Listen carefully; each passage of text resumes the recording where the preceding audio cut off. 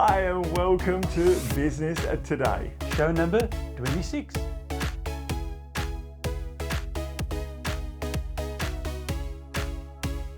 Last week, John Hughes talked about risk. Andrew is on branding. Helia, using a name as your brand. And Annemaria, what you focus on.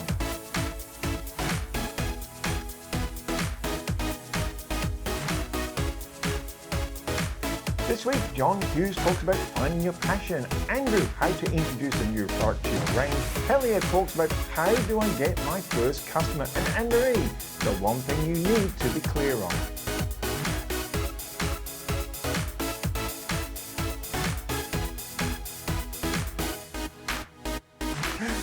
Hi and welcome to Business Today TV. Yeah, we have lots of fun in the studio. What a great show we've got this week, Gerard. Like every week, there's so much information and so much you can take and implement in your business immediately. This week, we're setting off with our usual Mr. John Hughes, but Helia, one of our regular contributors, went out and interviewed John and got a bit of his backstory. And it wasn't just a step into a passion on minute one. We find a little bit about his journey. This is where I think a lot of business owners can learn a lot from. You can only learn from experience. And sometimes we think that we know what we want. And then sometimes we just walk into something and realize. And I think it's something you always say, you know, the business owners, when we're in business, and you always say, have a look at what other people have been through. And all of a sudden it seems to make sense. What is it you say, a clever man learns from his mistake, but the genius learns from other people's mistakes. And this week, Helia, we learned from how John Hughes found his passion and spent over 50 years being one of the #1 car dealers in the world. No, John. Is it always you wanted to become a car dealer? Or is No. When I left school, I really wanted to be a lawyer, but we had no money and I couldn't afford not to be working. So I applied for a number of jobs as an accountant. And what they used to do, you'd go for the interview and they'd say, "Oh look, this isn't really very important, but just add up those figures, would you?" I'd add them up. I never got them bloody well right. So I never got a job as an accountant. So in the end, I finished up and I was desperate because I had to earn the money. I got a job as a personnel cadet in the Department of External Territories in Canberra. Oh, wow. I can tell that story if you want, but and I may tell that story. But no, it was never really in my intention to be a salesman, let alone a car salesman. You want to know the full story? Do you want to hear it? Yeah, please. All right, okay. Well, I went to Canberra as a personnel cadet in the Department of External Territories, and I was 17 years and 2 months old, a callow, shy, unsophisticated, nervous youth out of Perth. Arrived in Canberra at 4 o'clock on a Sunday afternoon. Nobody there to meet me, didn't know where I was working, didn't know where I was staying. I sat on the bench and cried. And if I'd had enough money, if my parents had had enough money, I'd have been on the next plane back to Perth, but I didn't, I was stuck. So I lived in a motel, I had a room called E52 or something. I hated it. But I worked in the department, I did part-time university, I did psychology and political science, and I would have been a personnel cadet. I don't quite know how that would have eventuated, because I didn't finish the course. But something happened to me while I was in Canberra that had a very profound effect on me, and that was national service. And they didn't quite know where to put me because I was a boy from Perth living in Canberra. Where did they go? They sent me to a place called Puckapunya, which is just outside of Melbourne, to do national service for 3 months. So I went in January and I came out 3 months later as a man. Now, I went to school at Christian Brothers College in Fremantle, and I got disciplined there. I was a good boy, and I still got the strap. They used to have the strap in those days. So I got disciplined from 2 sources, Christian Brothers and National Service, and I applied to myself ever since then, and I applied to all of my staff. So, following on my career path, I came back in the middle of the following year, and I saw advertised in the paper, and I had to get a job. I saw advertised in the paper, a small ad, wanted clerk, Atwood Motors, Yeah. Stirling Street, Perth. So I'm a Fremantle boy, I didn't know much. I get over the bridge and I see this wonderful showroom with all new cars, and I was very excited.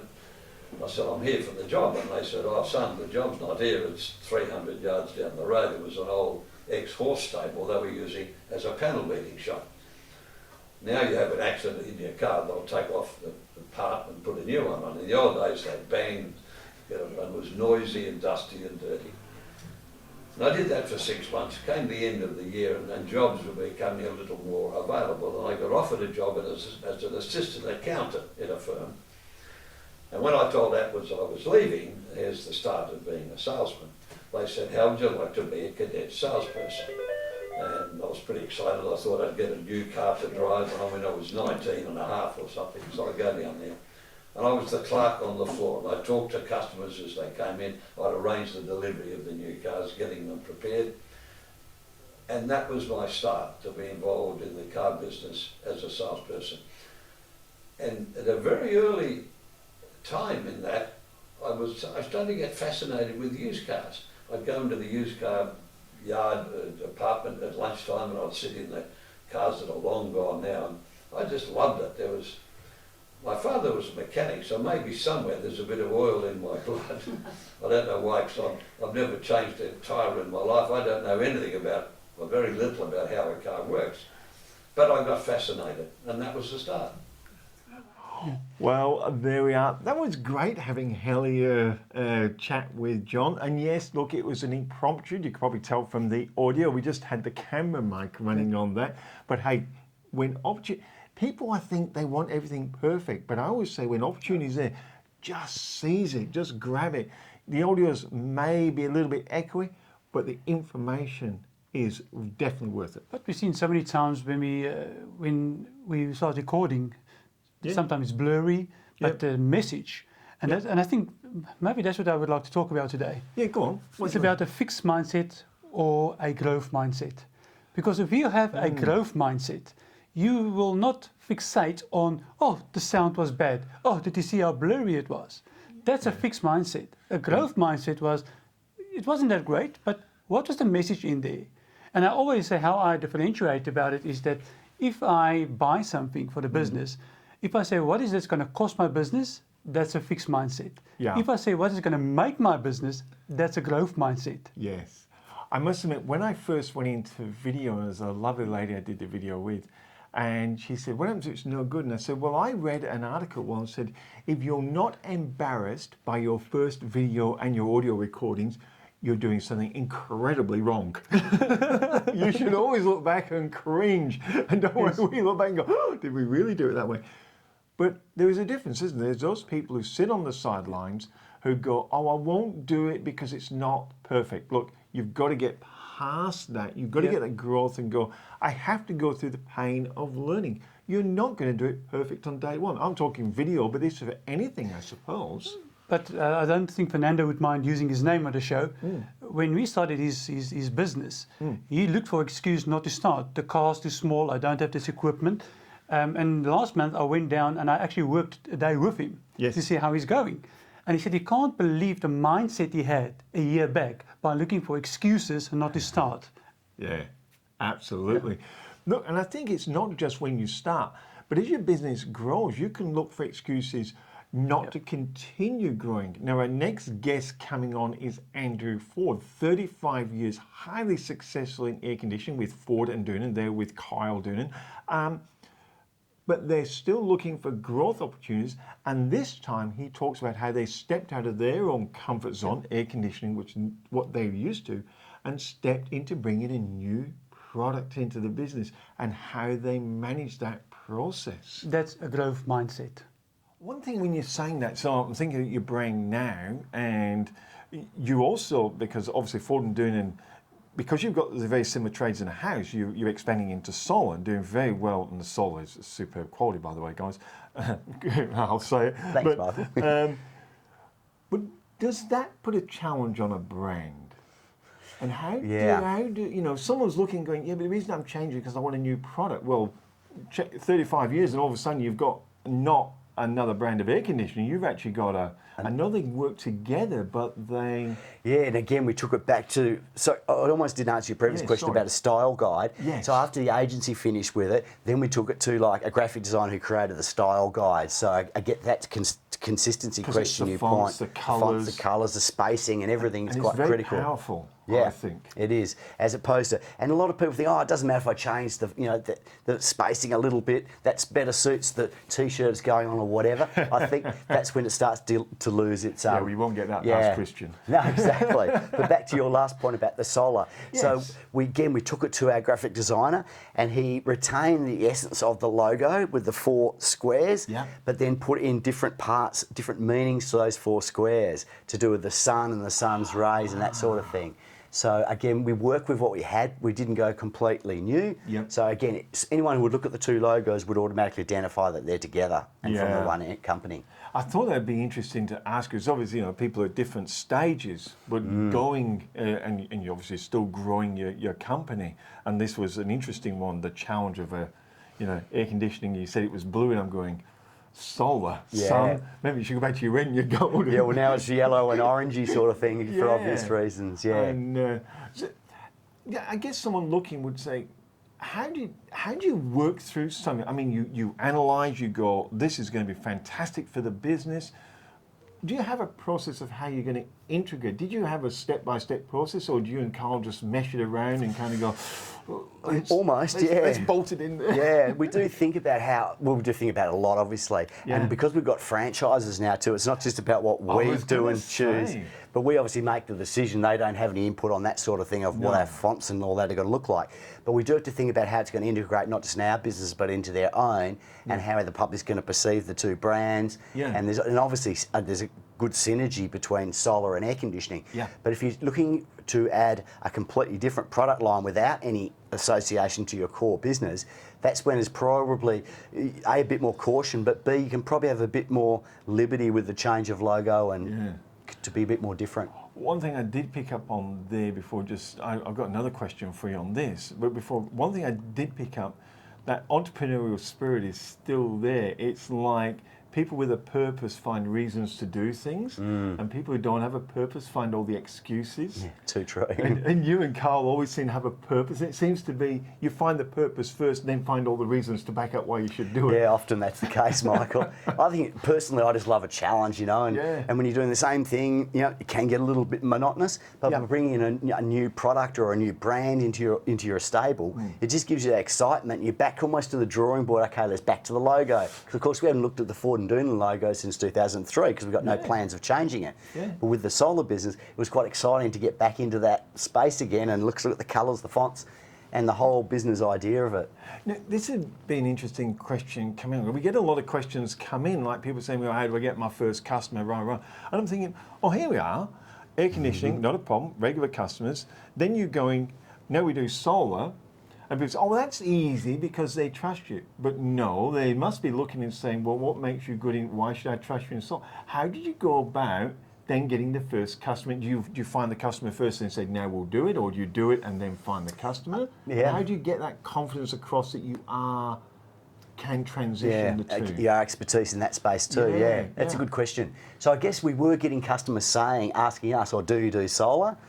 So that was probably a really good indication, and we were looking for more revenue, more growth. Yeah. So this was such a logical bolt-on, although I resisted it for a couple of years because I knew the solar space was just as competitive as the air conditioning, and there's some very good, slick and big companies in it. Yeah, there are. So we knew we were coming into an area that at first I thought was a mistake, like let's go and find some fresh markets as opposed to one that's already quite mature.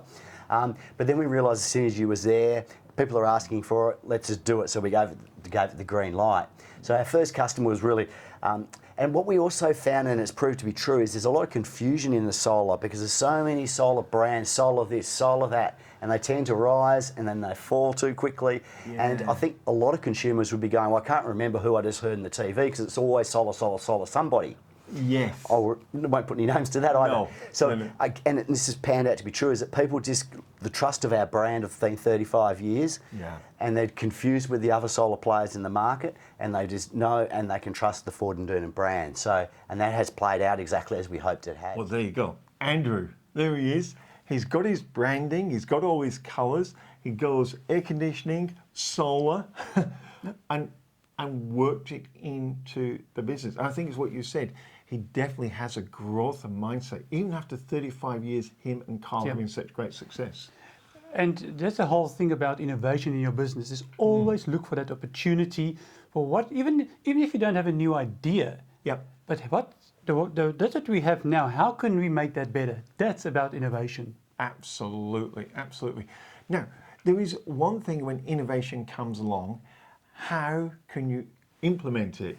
And it's a great segue to your 60-second question of the week. So basically, we asked our guest their opinion on a B-grade plan executed with enthusiasm. Why is it better than a perfect A-grade plan? I think that one's a definite yes. Enthusiasm counts for everything. And the amount of business plans and ideas I've heard, business plans that are beautifully written and fluffy as hell, but no context, versus an average plan, but that person runs it like hell and works his ass off to get there, is going to win every time. My opinion on a B-grade plan executed with enthusiasm or an A-grade plan executed without enthusiasm.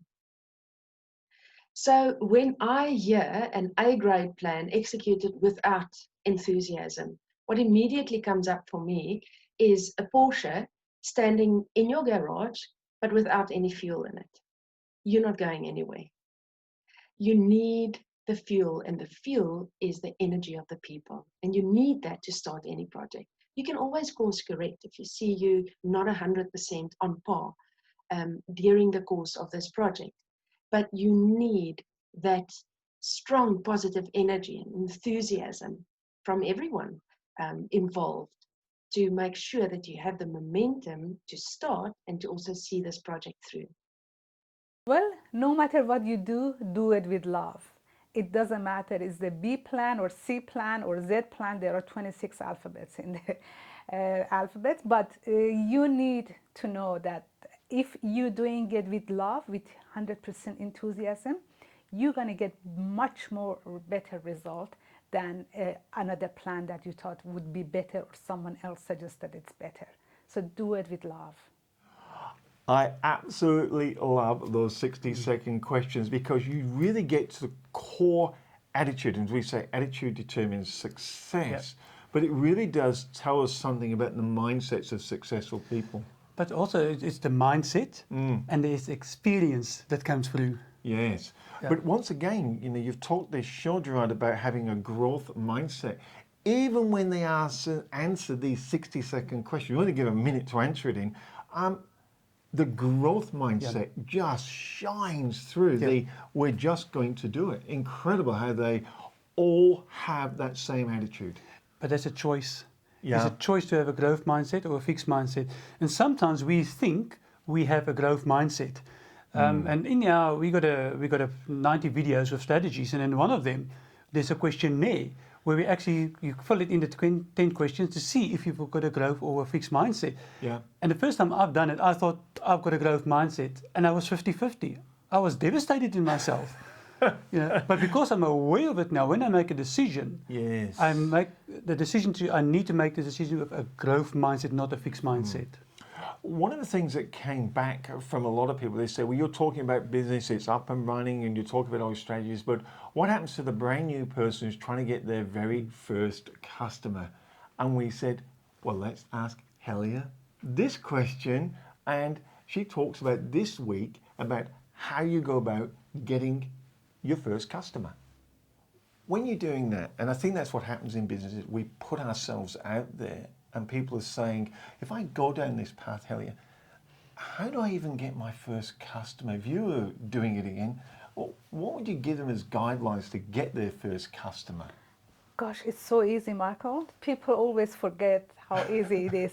And the easy part is we forget that give just as much as possible, give to others. The customer doesn't mean that that person or the first person has to buy from you and put money in your pocket.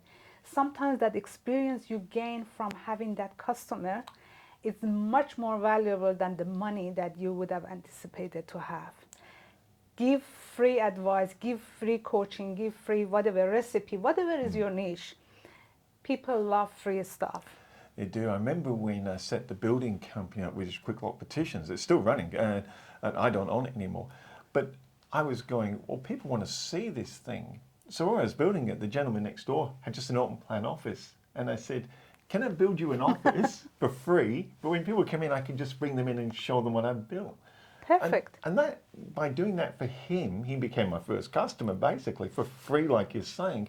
But I was able to then sell off. I needed something to, I suppose it's proving yourself. Yeah. So that's really what you're saying. You've got a bit of a track record or experience, gives yourself some bit more confidence. Exactly. And don't underestimate the value of word of mouth. Because that free customer, if you really help them, they're going to be the one who is going to be your advocate and send you many more clients. It's interesting because a lot of people on YouTube and Facebook, and you hear them advertise, oh, this is how much I get per client, and this is how much money. But I've always come from the other way. I've always gone, well, you can always put your prices up, but it's more important to get little bits, get some momentum, and I feel like it's almost a snowball. Then you can start growing your business. Is that what you believe? Do you believe in starting small and growing, or are you one of these people who go, no, let's just jump straight in? Oh, no, definitely. I don't agree in that one. So again, but everybody's business model is different. But in my experience, especially as a wealth coach, because I'm dealing with many businesses who are successful, and I had the opportunity and privilege to see how they become successful. Yes. So I said that everybody starts small, because sometimes people, if you go or grow too fast, unfortunately, the big crash can be predicted. Yeah.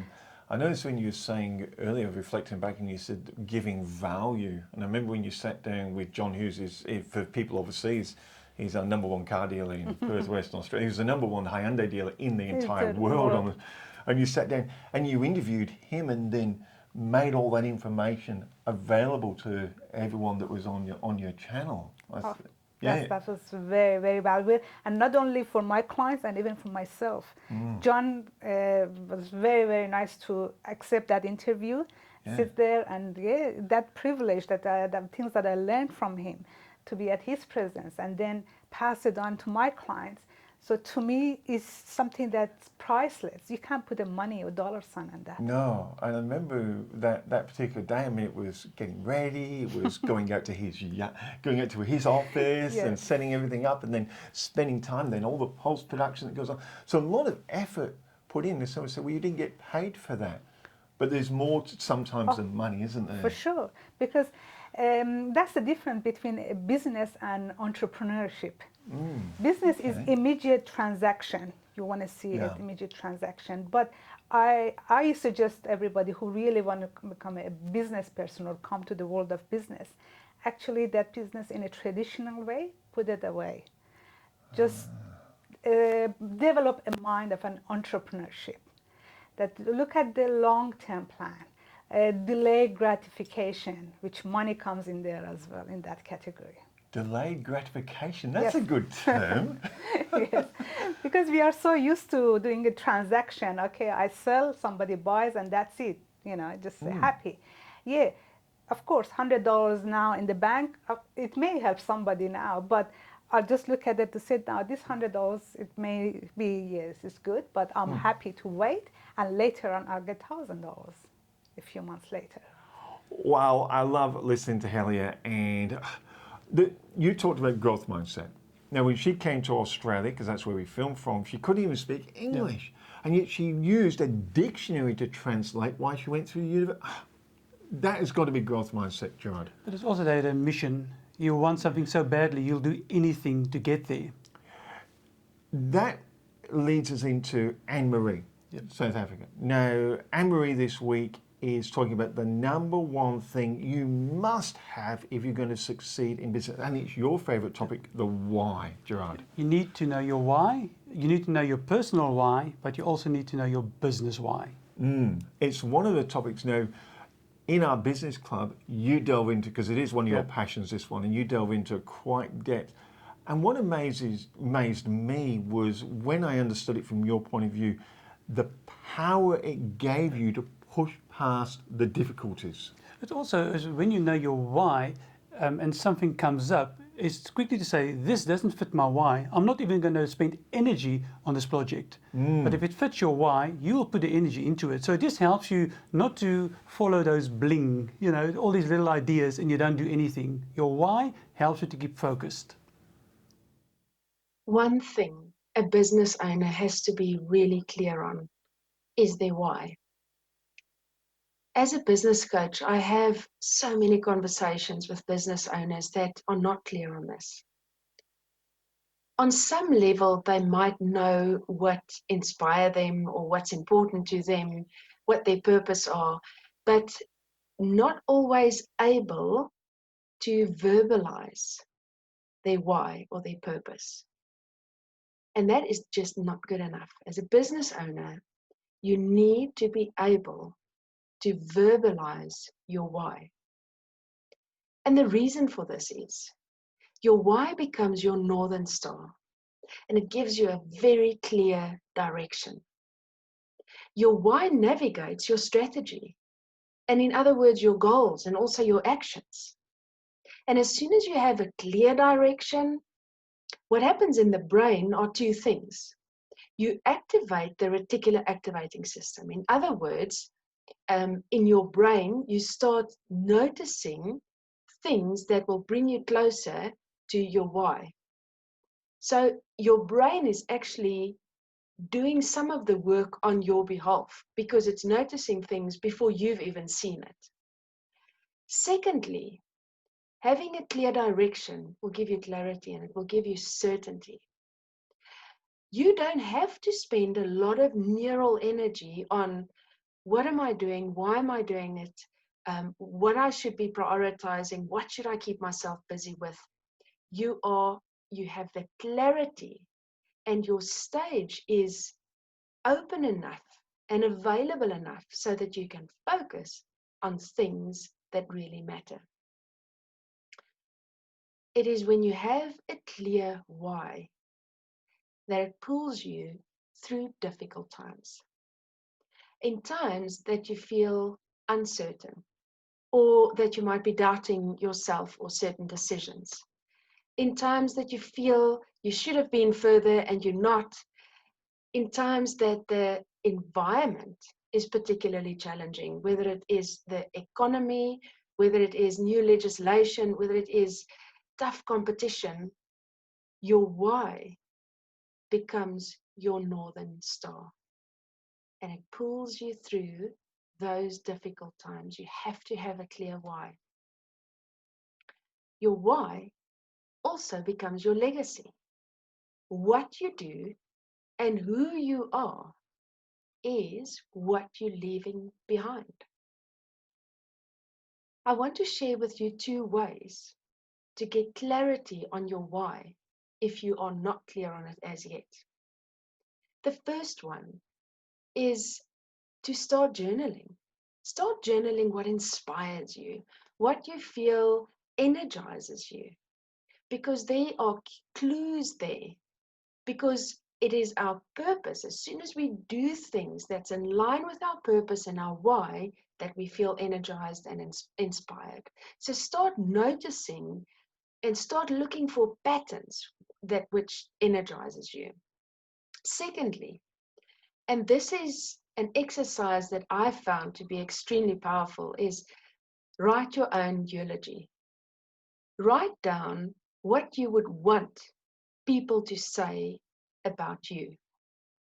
Be clear on what it is that you want to leave behind. Be clear on that legacy that you want to leave behind.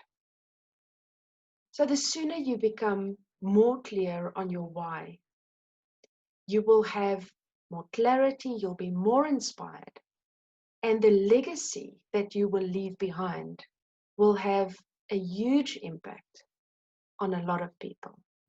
What a show. And if you see us sometimes on the camera going, oh my goodness, it's because it's live, we've got buttons being pressed everywhere. Sometimes. And focused. I know, and sometimes we do fall over our words, and it's a live show, so hey, what the heck? At least we're doing it. That's my attitude. The thing is that's why I feel as well, is we do it. Yeah. It's maybe not perfect, But we are doing it. People are sitting out there and say, but why didn't I do that? I think it's again back to what you wanted to talk about this week, Gerard. Fixed mindset versus growth mindset. I think it's worth just reiterating your attitudes around that, because I think that's the difference between succeeding and just sitting watching the world go by. Can you just give us a summary of that just once more? I think you have to check in on yourself every time you make a decision, if this is a fixed mindset or a growth mindset.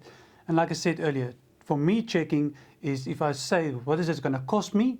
That is a fixed mindset. What's this going to make me? That's a growth mindset. Check in with yourself before you make a decision if you have a fixed or a growth mindset. What I got from when you went through this with myself, when you did this questionnaire, and it's in our business club, but I was actually quite surprised, even when I wasn't fully how many of the questions I actually ended up on the fence. It was challenging to say the least, but at the same time, what it did, I suddenly understood what had been holding me back. And now you're aware of it. And when I say what was holding me back, it was like holding a mirror up. That was what was holding me back. Exactly. Absolutely fantastic. Look, thank you very much for joining us once again on the Business Show. It's absolutely our pleasure bringing it to you. We're going out with part 2 of the phrase that pays. So we hope you enjoyed that from part 1 from last week. Here's part number 2. And until next week, it is a goodbye from me. Goodbye from me. Well guys, matching your marketing message to what your customers actually want. This is one of the secrets that the big boys really play on. And it's quite interesting. You know, we give BMW as an example in the first one. If you missed the first one, we talked about who your customer was. And we said, don't niche, because niching is really, really bad. Niching is going narrower and deep and telling everyone else that you don't want to deal with them. Where target marketing, which is what you should be doing, is a very broad and very conceptual. But it's also got that precision about it. And we talked about BMW and what they do. And BMW build cars for people who like to drive. That's what they said. Their customers like to drive. So the marketing message is really simple. We build cars for the driver. So if you're someone who likes driving, whether it is a four-wheel drive, whether it's a family, whether it's going for, you know, those long weekend cruises, if you like driving, they're telling you straight away, they're matching their words in their marketing message to your particular want by saying, we build cars for the driver. Now, my friend who's got the restaurant, and we're working with him, he says quite simply, because he knows people, his customers want a relaxed, casual dining experience. So his marketing message is really simple, that we have a relaxed, fast, casual dining experience complete with a bar. So if you're in that market, you've got it. John Bruns is a friend of mine who's a family business advisor. There you go, the birds over the top. He's a family business advisor.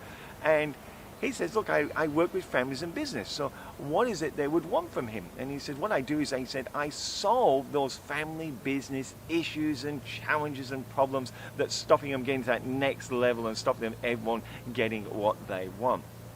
Very precise, he knows what he's doing. You know, when we did one-on-one media group, what is it you do? Well, we help people get more customers and grow their business. That's what marketing is about. That's what the number one thing people say when they come to a marketing group. They go, that's what we want. You know, when I was recently talking to an accountant, this is interesting. I was talking to Neil, who's an accountant friend of mine, and I was talking to him about Bobby and Crystal, who run Ultimate Tax and Advisory Services. And I said, look, they do business consulting as well. And he said, oh, well, they help people with their cash flows. And I said, well, they do, but that's not what people want to hear. And Neil said, well, actually, it's really interesting, because he'd read a survey in which they'd asked business owners what they would want from their accountant. And number one was greater profits. Number two was more time with the family. And I said, that's exactly what Bobby and Crystal were doing. They help people increase their profits and then get more time to spend with their family. So it is matching your marketing message to your customers' wants. It's listening to the conversation inside your customer's head and then using those same words and phrases in your marketing message. This is the second part, telling people what you do, but in a way that matches what they want. So we've got target marketing, broad and conceptual, matching your word sets and your message to what your customers want. Finishing the conversation off that's in their head. Look, I hope you're enjoying the series, guys. Please leave your comments, leave your feedback. I love listening to it all and reading it all and interacting with you. It's absolutely fantastic. And look, stay tuned, because part number 3 is coming up, the last piece of the puzzle. And in the 3rd video, we polish it all together so the magic can really happen and you can really start to automatically attract more customers to you and grow your business. Thanks for watching. I'm Michael Worthington, and until next time, once again, have a great productive day.